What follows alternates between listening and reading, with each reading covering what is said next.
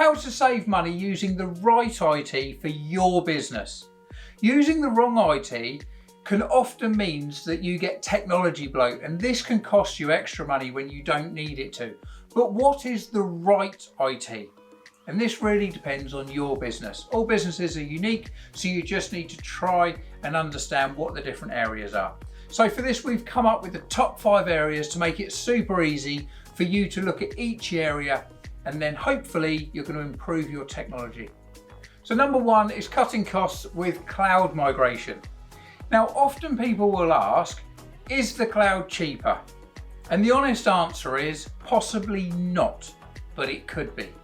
The reason is there's so many different variables depending on how your business is using technology, how much data you've got, because whether you're storing data or they're storing data, there's always going to be cost implications. So it's not always a straightforward answer, and it also depends on how many employees you've got and how many are using technology on a day-to-day basis.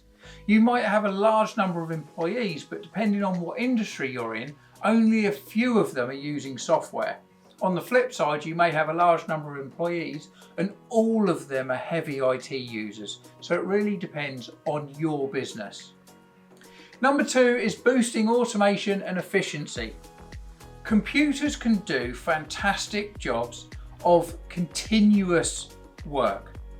So for example, you may have tasks that need to be done on a regular basis, whether it's daily, weekly, monthly, and often humans can make errors.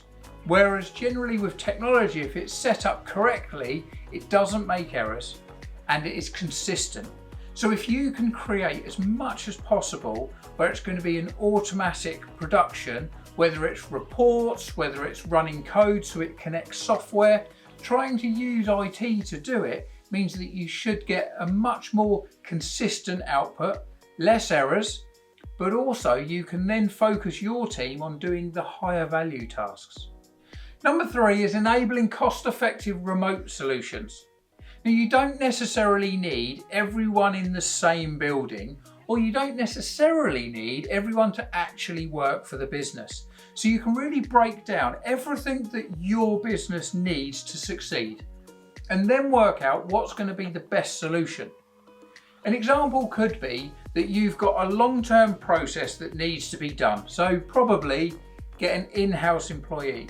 Whereas if you've got other things that are potentially only need to be done once a quarter or once a year, it's probably not worth investing the training and the time to have that permanent member of staff. You could look at outsourcing it. But it's basically breaking down each department and how can that be delivered in the best way that doesn't detract from the business or the customer experience. The 4th is to optimize the overall infrastructure so that it saves time and money. An example could be if you've got the same building that you've had for 20 years, there's a good chance that you've got lots of old hardware and technology that either doesn't need to be used because it may have been used with various servers and things if you've now migrated across to Microsoft Cloud, for example. The other bit is that you may have older technology that's expensive to run. The cost of electricity is always going up. Are you running a lot of technology that you don't need to? For example, you may have hundreds of network sockets and they're all live. You could have used them many years ago, but now potentially if you've migrated to things like a VoIP network, or if you've migrated onto different types of technology, do you actually need all of that power going through each of the sockets? That's just one area, but there are literally hundreds of areas within a business that you could look at saving money. Others around storage. Are you subscribing to 1,000 gig of storage when you've only got 500, for example? So there's lots of different areas that you could be saving money on, but you just don't know or haven't realized. And the common term for this is technology bloat. And then number 5 is invest in cybersecurity. It's the number 1 threat to a business. It's far gone past anyone breaking into a business or actual theft. Cyber attacks are on the rise. You need to make sure that you're investing in really good protection. And there's multiple ways that you can protecting the overall data of the business, protecting the devices, but number one is investing in your teams so that they have the knowledge to protect everything. The most common way that companies are hacked is because an employee accidentally does something. It's not malicious, they just didn't have the skills, the training and the knowledge.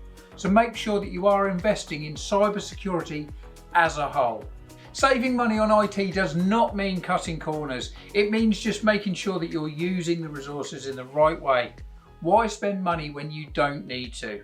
If you're unsure, then Syn-Star's recorded a really good webinar that will help you with extra savings on your IT. Just click the link.